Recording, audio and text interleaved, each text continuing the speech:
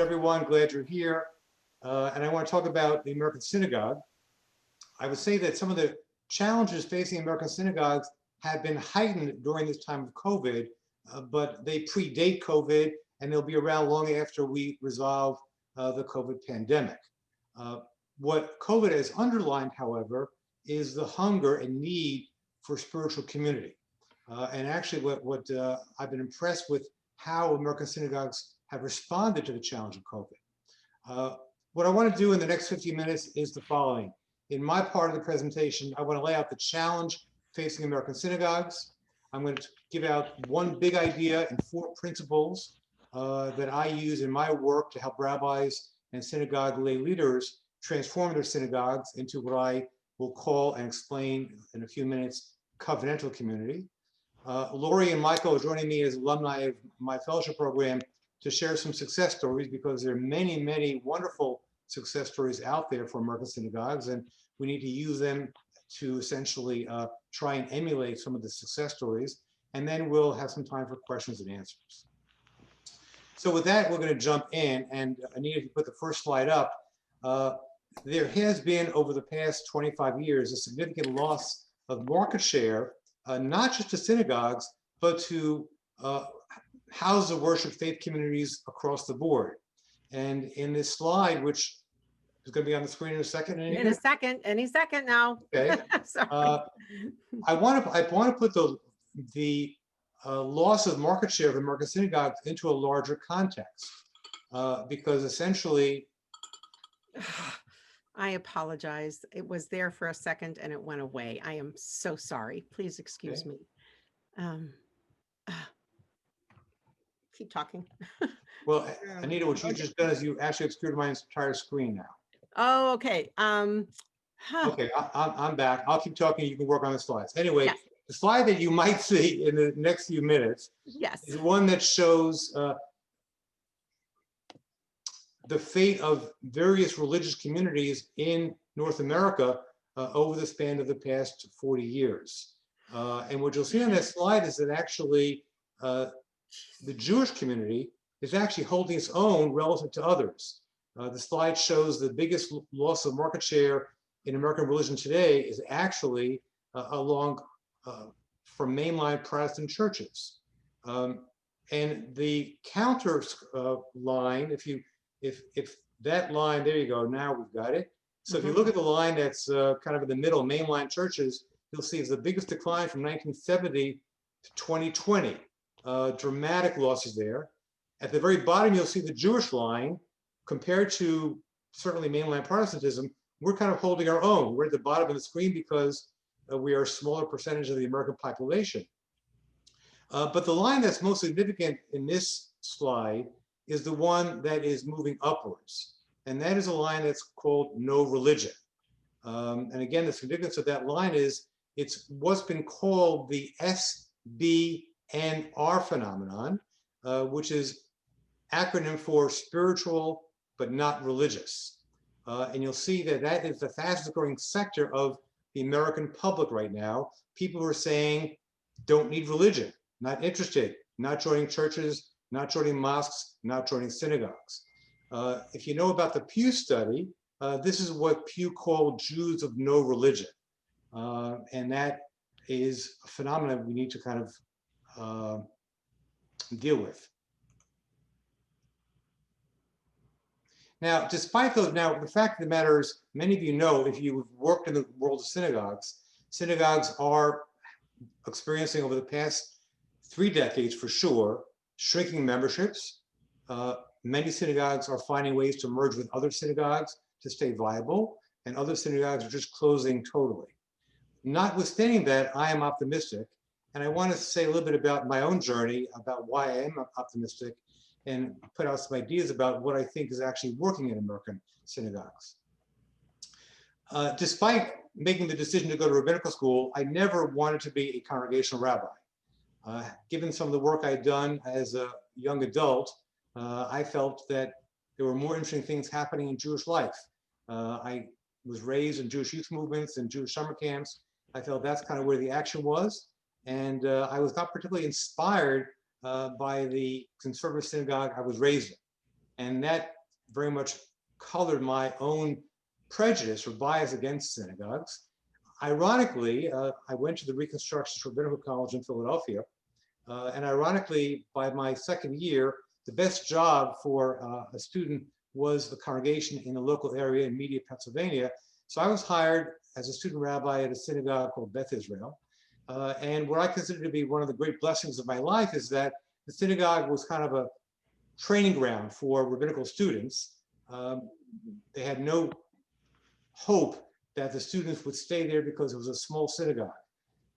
And as a result, what I was told by the lay leadership when I was hired was, you're going to move on to other bigger things, bigger, better things. But while you're here, just make it interesting and make it fun. And to me, that was a tremendous license to experiment because I wasn't that excited about working in a synagogue anyway. And I started to bring into the synagogue a variety of things that I'd done in my youth work and in my summer camp work, generally on the rubric of informal Jewish education, making the experience of synagogue far more interactive than was typically the case. And as I started to write up some of my experiments in the synagogues, those were my early publications, mostly published in the Reconstructionist magazine. And it led to a year after I graduated and was ordained as a rabbi, being invited to come and join the faculty of the Reconstructionist College to teach a course that was called Creating Alternative Communities.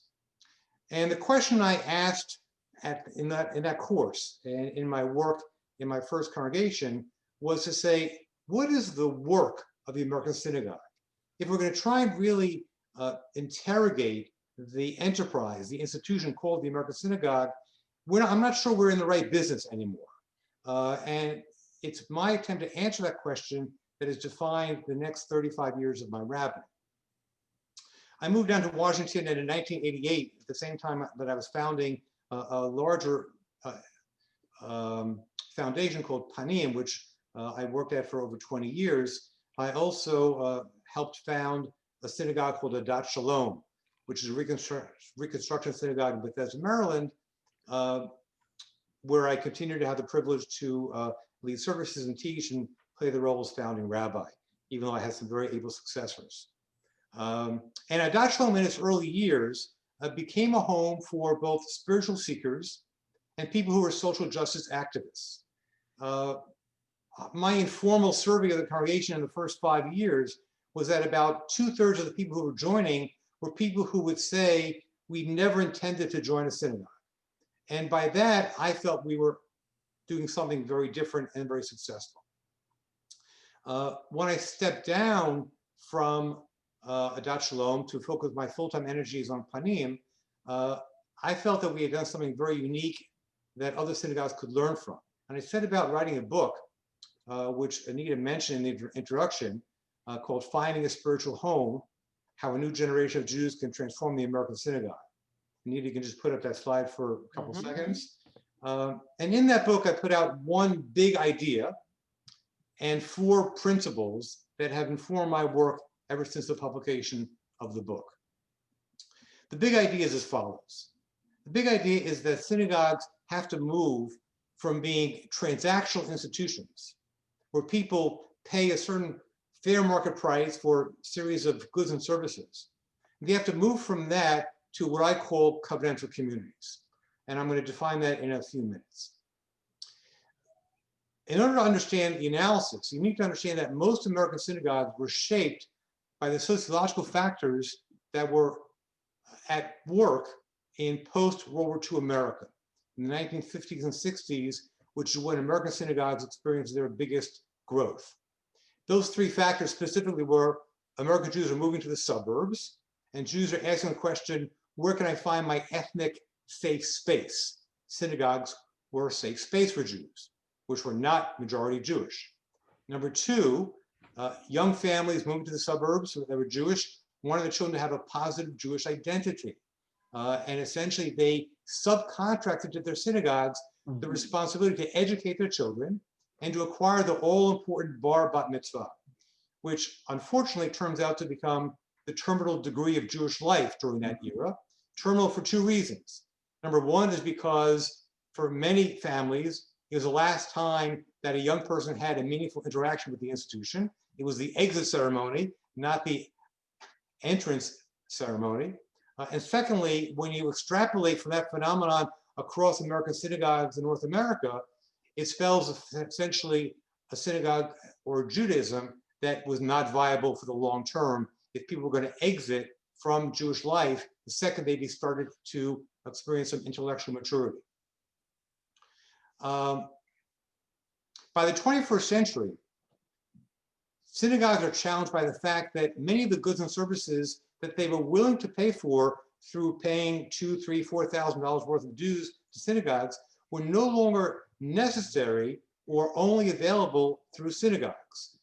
The free market model of America allows many of the things that Jewish families wanted, life cycle functions, classes, social affinity groups, all can be acquired today in the marketplace for far less amount of money than it will cost you to join a synagogue. And so more and more people are saying, if I only go to the synagogue a few times a year anyway, and if the things that I want I can acquire in the open market, why join synagogues? And that's what I mean about the failure of the transactional model of the American synagogue on which so many American synagogues continue to be based. Now, why did I say a few minutes ago that I continue to be optimistic? Because the fact of the matter is, Jews, and I would say actually all human beings, still long for deep experiences of community. They're just not sure where to find it. And I believe that this is the ace up the sleeve of the institution called the American Synagogue. We need to find a way to deliver to people the deep hunger for community, and I would argue spiritual community. And I would say that actually during this COVID crisis, many synagogues have stepped up and proven to their membership a value that some people didn't even know they needed. And this is what I like to call covenantal community. And I want to, if you can put up that next slide, Anita, I want to define covenantal community for you. Covenantal community is a group of people who intentionally enter into a mutual obligatory relationship in which they commit to a common mission and give up their time and psychic energy to support the viability of the group and the material and spiritual needs of the members of the group. Now, I would argue that this is what synagogues need to become. And by the way, just because you call yourself a synagogue does not make you a covenantal community. You need to work at it. And I think that the work of American Synagogue today is to work towards that model, and that is the only way that American synagogues have a future. Covenantal community, in my mind, is the response to the erosion of social capital in America. Now, if you don't know the term social capital, it comes from the work of Robert Putnam, who wrote the book Bowling Alone. Social capital simply means the willingness of people to give some amount of their time to the common good, to public space, to the public square, because you believe that you can't simply do it alone.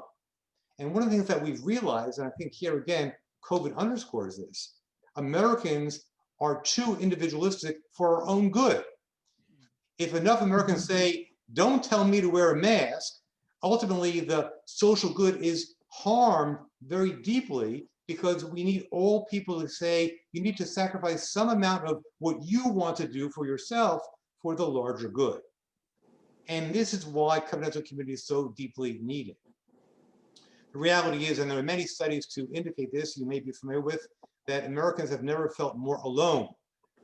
We may have hundreds or thousands of friends on Facebook, but you also can oftentimes, studies tell us, most Americans can't find one person with whom you can share a deep and vulnerable conversation.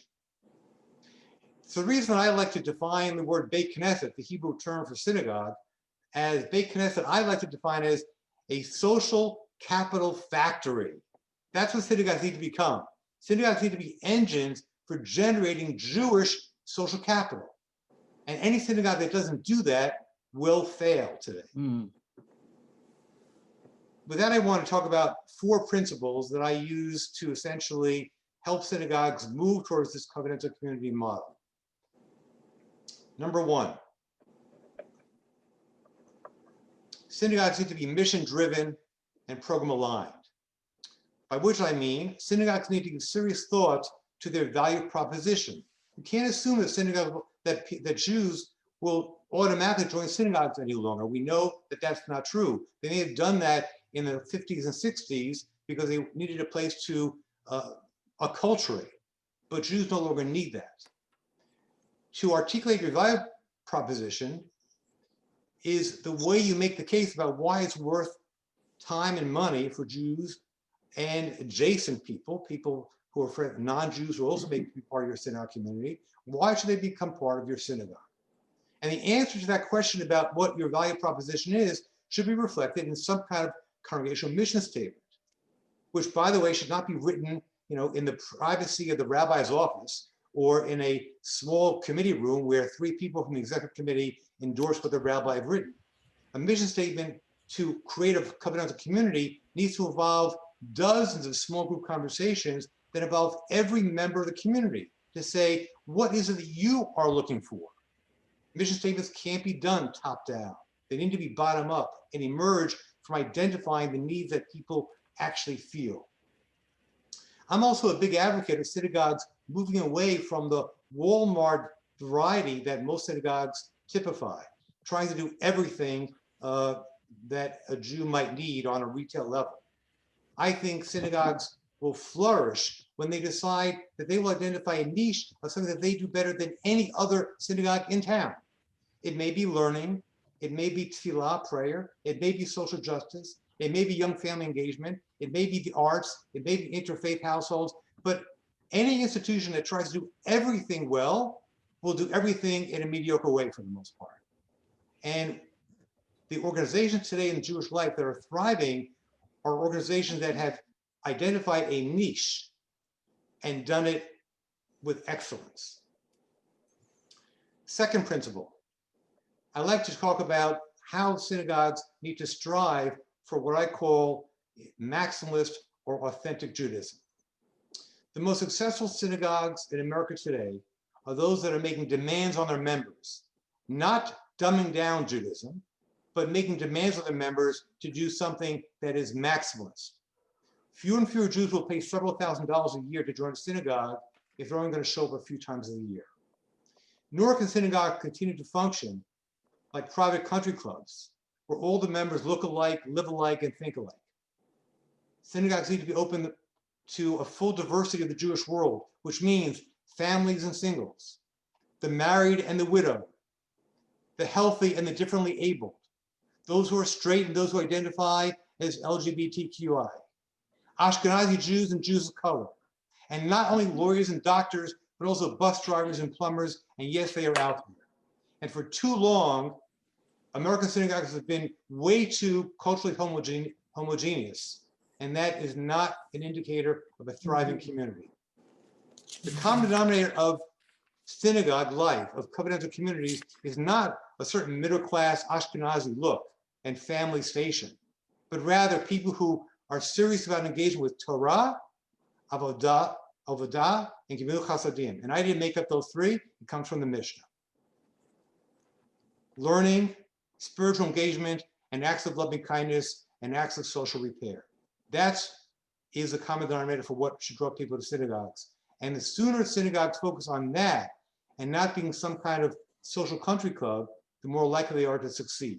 And the synagogues today that are succeeding are doing that well. Third principle is to create an empowered and regenerating organizational culture. The key word here is empowerment. Synagogues need to shift from an obsession over membership, how big are we, to a commitment to cultivating ownership by everyone in the communal orbit. And that might even include people who are not officially members yet. And rabbis cannot only be teachers of Torah. They must be catalysts, encouraging as many people as possible to step up and offer of their gifts to the community. We have found over time in our own community that Jews have enormous gifts that are not being tapped. And the secret to a covenantal community that is vibrant is one where all members are stepping forward to share of their gifts because it's being invited by rabbis and staff and lay leadership. A covenantal community seeks to create a community of empowered lay people that take their Judaism seriously to accept the responsibility for the vibrancy and relevance of their synagogue, not the rabbi's synagogue, not the board's synagogue. Fourth and final principle is what I call the Kadusa Factor. Judaism is actually a toolkit for human flourishing. And here again is a secret about what synagogues need to know, which will attract people in, even if they are not inclined to say, I want to join a synagogue, okay? All people are looking for ways to essentially flourish, to fulfill their human potential. And this gets me back to the question about what is the business of the American synagogues? What's the work we're in? And the answer to that question, I believe, is to provide people with a sense of meaning, transcendence, and connectedness through the prism of Jewish values and teachings and wisdom.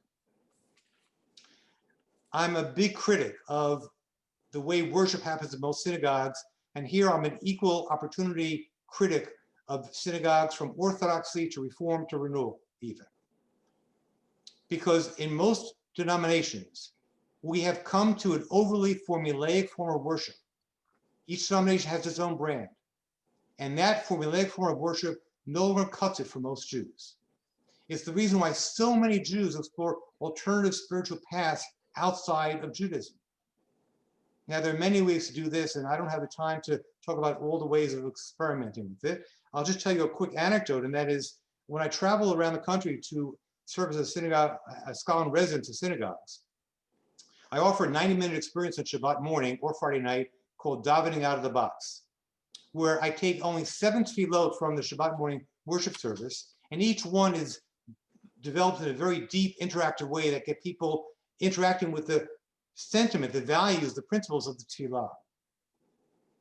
And time after time, the host rabbi, who sometimes is nervous about even letting me do this davening out of the box, comments to me how rare it is for them to see congregants welling up with tears during a prayer experience. The reason is the liturgy is actually a prism of the human experience. And if you allow people to explore their human experience, both the highs and lows of the human experience, through an act of, through a prayer moment, it touches people very, very deeply. And I believe that synagogues need to experiment like crazy with worship. I think that we're experimenting with 2% of our creativity potential in American synagogues because we have a certain form of worship that keeps us in a box and which keeps most Jews away from saying that I'm going to go to a synagogue and be moved by the worship experience. I want to stop here because I want to allow some time for my colleagues to share as well. Let me just say that the principles I put out here, when I work with synagogues as a consultant, it takes months to unpack this and to work in an interactive way with synagogues, and I do a lot of that. Hopefully soon, as COVID winds down, we'll have a chance to do more of that kind of work again. It doesn't happen overnight.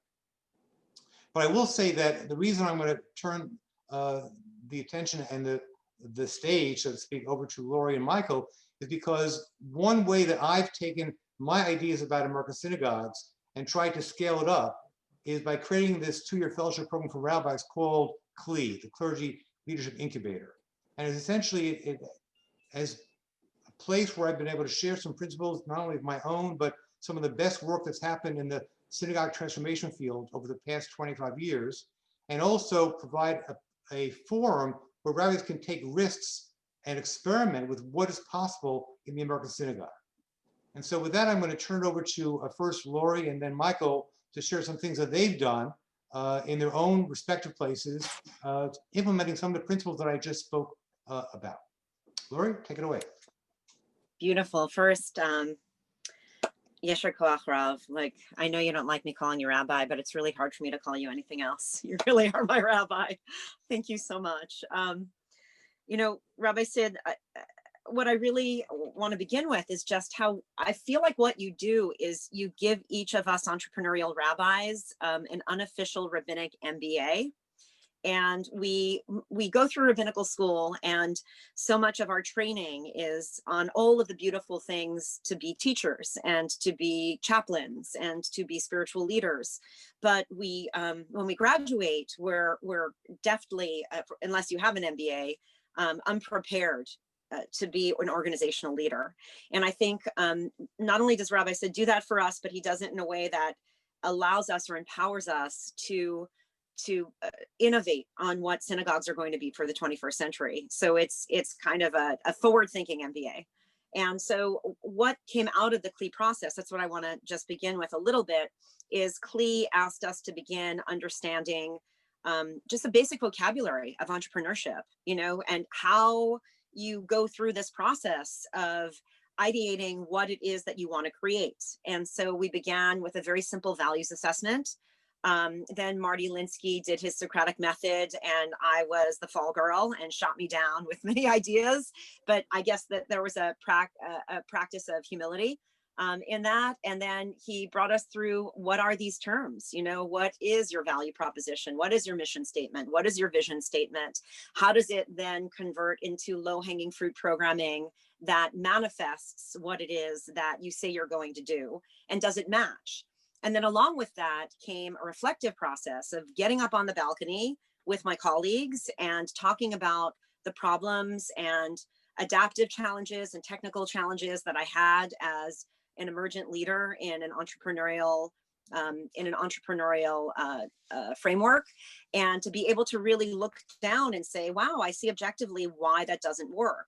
Taking myself out of the picture and really being able to breed a way of thinking about synagogue community and spiritual community that had to do with me analyzing and understanding what it is we're putting it together. So I felt at times like Rabbi Sid gave us this idea of a piece of paper that we were going to draw our image on, and then he cut it up into puzzle pieces and threw all the puzzle pieces on a table, and then gave us the tools to put it together with what we said we were going to create. And it was a really rich process. And so what I created, and I want to see if I can bring it. Do you guys have the pictures, or should I try and screen share? I don't. You should screen share. I know. Let me see if I can do it. Let's see how it's going to go. And I apologize if not. I'm going to hold something up. Let's see if it brings me to. No, I knew it wouldn't do it. Yeah, I was limited to my how do I get out of this? Okay, I was limited to my iPad, which doesn't always play nicely. But what I can do is bring you to some photos that I'm just going to hold up, and for what it's worth, we're going to hold one up, and I'm going to show you how this manifests at Open Temple, because Rabbi Sid speaks of this idea that first we have to be relevant. We have to match the lives of the community that we're forming. So to give you a little background, I grew up, I was the spiritual, not religious. I used to say there was nothing Jewish about me except my nose. Now I say there's everything Jewish about me except my nose. In my late 20s, I was in an accident and had to have a little nose job. And I say that as humor, there I go, because it was at that same time that I was going through this Jewish transformation. And I didn't grow up with anything, although I grew up in Woodmere, Long Island. Shabbat passed by my door every Saturday morning waiting for me to join her, and I had no idea what it was. And I went on a soul journey after college and ended up in Israel. And I lived in a women's midrasha for 3 years in a seminary in Spot. And from that journey, I started really to the right, and I kept going all the way until I'm in this very radically inclusive, experimental, and yet deeply committed to authentic Judaism community that we've created together in Venice. And I share all of that because I know what it's like to be the unaffiliated, and I know what it's like to be the disenfranchised. The metaphor I use is that I would walk up to a synagogue everywhere I would go in the world, and I'd go up to the front door and it was locked. It was always locked, and you had to find that side door where the guy with the thing in his ear was going to let you in, And then once I found that guy that was going to let me in and look at my passport, I then would go inside and I'd be escorted to a women's section somewhere in the world, and I'd open up the prayer book and it would be upside down and backwards. So I was outside because then I had to be in the women's section. All the guys were below, and it would be upside down and backwards in the C door. Then I would get it right. The Hebrew was complete barrier to entry. The English would be offensive to my post Seven Sister College graduation sensibilities. And so when I went on my Jewish journey, a part of what I was looking to resolve is, how do you make Judaism, authentic Judaism, the greatest of tradition, accessible to people with PhDs, MDs, law degrees, and also your plumber, your orphan, and your widow. How do we make it what's esoteric? And so what I came up with through this process of a lot of dreaming over many years was through this creative concept of I think one of the ways I define what might be God is Haboreh, this idea of the creator and creativity. Through that process, I wanted to create a community that would engage people through the creative process, because creativity is such a universal. And so some of the images I'm just going to show you right now, and I know it's really awful to show it this way, but I think you may be able to see. Here is a moment. Oop, I'm muted. Am I unmuted? Okay, No, great. you're good. Thank you. You're good. Here, okay, here is a moment. If you look there, it's very small on your screen, but you see a bunch of parents who are holding their children, right? And we always have our interactive videos in our space, and there are the children and the parents. And this was High Holidays last year, pre-COVID times. And what we did, those High Holidays were dedicated to an earth consciousness. We changed the Torah portion to based on Mordechai Kaplan's inspiration to Bereshit 1 for Rosh Hashanah. And during the services, we showed the images of I'm just sorry, I'm in brain blank of Greta, the young activist, the young environmental activist. She disrupted the Torah service. My husband read the Maftir, and instead of reading the Maftir, he's an environmental activist, and he talked about position for social responsibility, and came up and started his Kriya as reading. In the time he began with the actual Maftir, and then he said, in the time of the days of 5780, when humans were being asked to be conscious about the way they treat the world, and in 5780, and he went on having this environmental kind of rap that he was doing, and that was disrupted with Greta on the screen giving her "How dare you" speech to all of us of how we treat the earth. And then disrupting that came in the children. They disrupted Greta, and they took over her speech and started reading it one sentence at a time with placards that they held up. I just expressed this because the idea behind it is Rosh Hashanah is Yom Harat HaOlam, the day that the earth was created. And so how do we take that idea and elevate it into something that penetrates the heart and makes us feel like, oh my God, you know, the prayers, I'm sitting here and davening all about the world, but what does it really mean on Rosh Hashanah? And so after the children were reading Greta's words about, you know, what kind of world are you leaving me? We invited the parents up, and this is where you see them, and I can cry saying it. We invited the parents up to hold their children and give them a Misha Berach for the sicknesses and illnesses that they and their children, their grandchildren will have someday if we don't figure this out. And that moment of the parents having to give a Misha Berach to their children for the illnesses they're going to have 50 years from now, from the toxins in the earth, from, you know, from their own overindulgence in fossil fuels, in spiritual blindness. It was so penetrative, that moment. And from there, we then had the community do a year of auditing, and everyone was given an audit in their homes of how to go green. And every single co-creator was given that. And I give you this really small moment that we did a year ago, and we've done dozens, if not hundreds of these moments. And what that goes back to what Rabbi Sid lays out is there has to be like a covenantal community, right? There has to be buy-in. However, buy-in, I remember as a student at the Reconstructionist Rabbinical College, I would think like, you know, how do you get people to buy into something that might not be what they want to do? And I think the answer to that is, again, human-centered design, and we have to design around their needs. And so Judaism is the technique through which we do this. And then we merge it, or we weave it into the 21st century so that we can create an open door for everyone to go on their Jewish soul journey. And that really is the vision of Open Temple. So thank you for letting me offer one small moment. And Rabbi Sid, again, thank you so much for inviting me into this panel today. I hope that if anyone has any questions, Rabbi Lori, Lori, at opentemple.org. Thank you. Shalom. Thanks so much, Lori. Over to Michael. Over to Michael. Michael, do you have that? Michael, can you unmute? Oh, there we go. Michael, can you unmute yourself? Yeah, sorry. That's the phrase for 2020, isn't it? Well, good afternoon, everybody. Really, really wonderful to be with you. Thank you, Lori, and thank you, Sid. It's just it was really inspiring to hear your story, Lori, and how you brought those innovations to your work.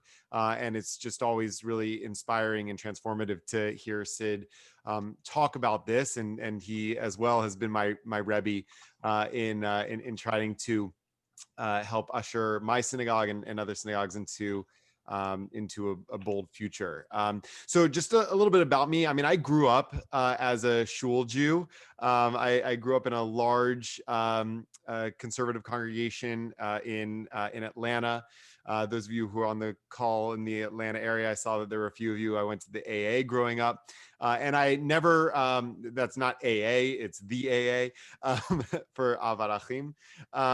And so going to rabbinical school, I actually never imagined I would be anything other than a congregational rabbi. That was just sort of my model for what a rabbi did growing up. And it just was always my vision for being a rabbi. But at the same time, some of my most meaningful and transformative experiences were in contexts that were very much aligned with what I would later discovered to be Sid's principles. So my transformative Jewish experiences were at Camp Ramah, and especially in USY, and then later at Hillel in college, and then being involved in Jewish social justice work.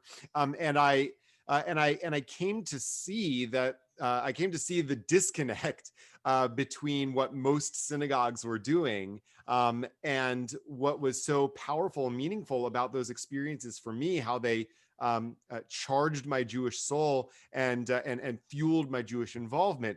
And I, it didn't take a super genius to see that the trend lines between Jewish organizations and institutions that were able to maximize on those principles that were present in some of those experiences that I had were thriving, and many synagogues that weren't, that were very much based on that sort of older transactional model were struggling.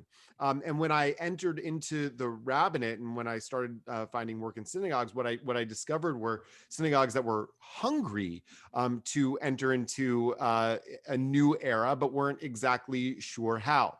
I came to my current congregation, Temple Bethel, in 2014. It's a really wonderful legacy institution in a legacy city in Richmond, Virginia, which in places like this, sort of tends toward conservatism. I'm part of the conservative movement generally, but it sort of tends toward small c conservatism, very much aligned with the way things have always been done. But I also, as I was interviewing here, I got, heard from a lot of folks that they did not want to just continue doing things the way that they've always been done. They recognized that there was a problem seen in our affiliation rates and a whole bunch of metrics about what we had been doing and that it wasn't necessarily working for us. So when I came here, I saw pretty early on one of the challenges, which is that when our forebears founded this congregation, it was founded as a community institution. It was a spiritual covenantal community on the level that Sid mentioned. But over time, it became, very much kind of in line with that country club model, that transactional model of Jewish life, and so it grew and got to its height of affiliation and size and endowment, etc., in that transactional model, and it was what elevated it, and also was what what's the word I'm looking for? Ironically, was killing it.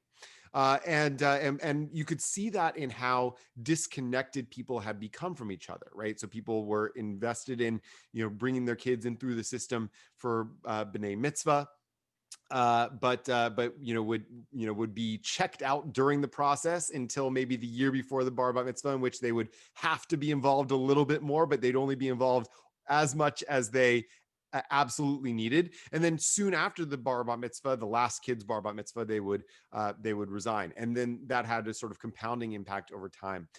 People did not have meaningful connections with each other. There wasn't a sense of empowerment in taking Jewish experience, bringing their Jewish selves to the congregation, and in the congregation inspiring their Jewish lives.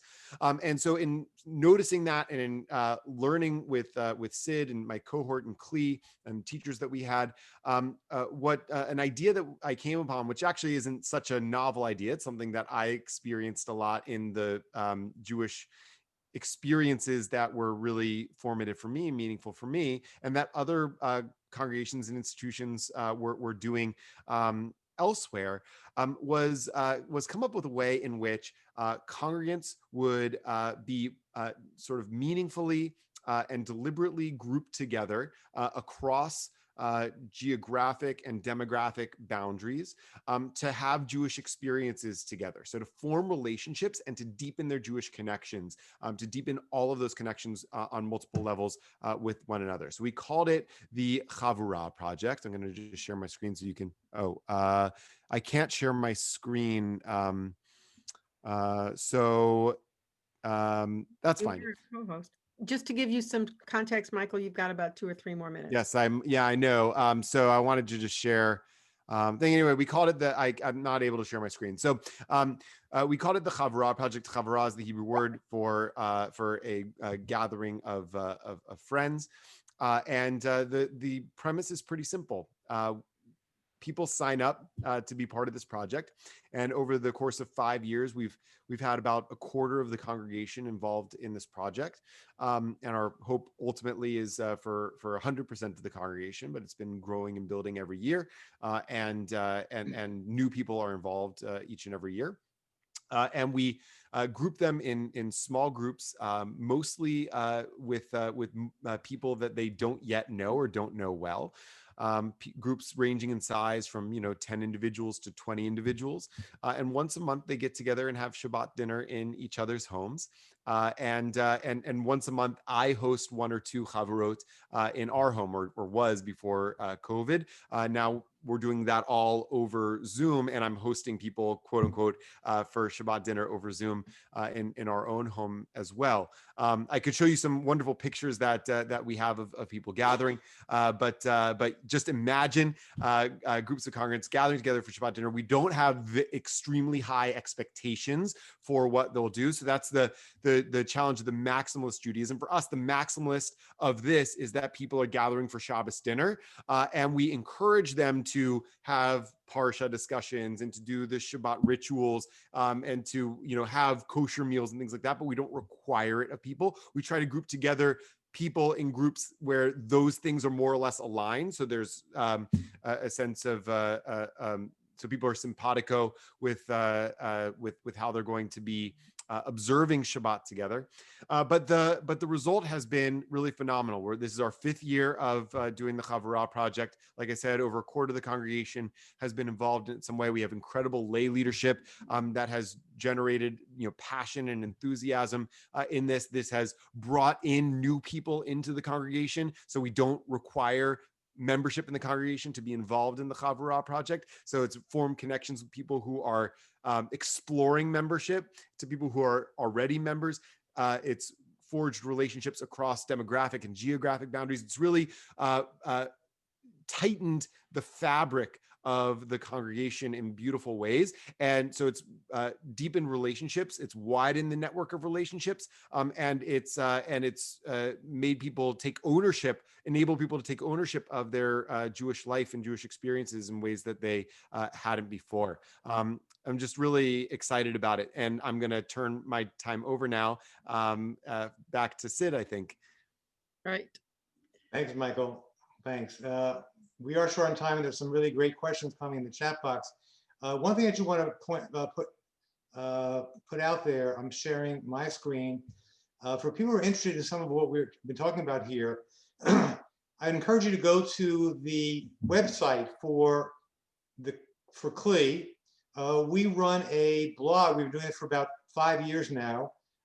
It's a synagogue innovation blog. Some of the best ideas happening in North America around synagogues. You will find at that blog and you can go through the archives and read them or get them once every month. They come out the first of every month. So I'm going to leave that on the screen for those who want to have an ongoing stream of information about what synagogues are doing that is innovative, that may be helpful. So I encourage you there. Let me take a stab in the last 2 minutes, just at a couple of the questions that have come in the box. One was the issue of someone said, well, the innovative service that I mentioned that I like to do when I travel, diving out of the box, no, it can't be done every week. I do it because if I come out and visit, it's giving people a taste about how you can actually play with the pray. In other words, prayer should be, we need to take liberties for us to treat the liturgy as it was given at Mount Sinai and should never be touched in any way and done the same way forever. We're not honoring it, we're essentially suffocating it, okay? So I'm simply trying to model what it means for us to take our tradition and play with it. The same about ritual. Lori's done some incredibly creative stuff around ritual using the cultural arts in ways far more interesting than many other synagogues. In the chat box, I mentioned that each rabbi has got to work within the parameters of their respective movements. I understand that. And so what Orthodox rabbis do coming out of Kli will be different than what Lori does. Lori can take more liberties perhaps. But in no way is it the case that you can't innovate if you are a conservative rabbi or an Orthodox rabbi, whatever else. I think that we're only dipping our toe in the water about what's possible in terms of creativity, and I urge people to think a lot more about that. There was a question about politics and social justice. It's a tough one. We live in a very partisan time for sure. And this, again, requires way more time than I have, but I want to suggest that there are many ways you can engage in social activism that is not partisan. And that's just more to be explored. I think we're kind of at our time limit. I think Anita is kind of chomping at the bit. She's my captain. I salute her. Thank you for your service, and I'll let her close this up. Thank you, Sid. And I want to thank everybody for coming. I know you're going to Zoom off to your next session because it's only the beginning of Limmud today. A couple reminders, you'll be getting a survey down the line afterwards. Please send us at Limmud your thoughts. They really, really make a difference to us. We will be constantly adapting what we present, but your input is very important. Secondly, if there is a Limmud in your area, please get involved in volunteering for your own local Limmud. And if there isn't one in your area and you'd like to bring Limmud to your town, please contact the board and we would be happy to help you do that. Thank you, everybody. On to the next one.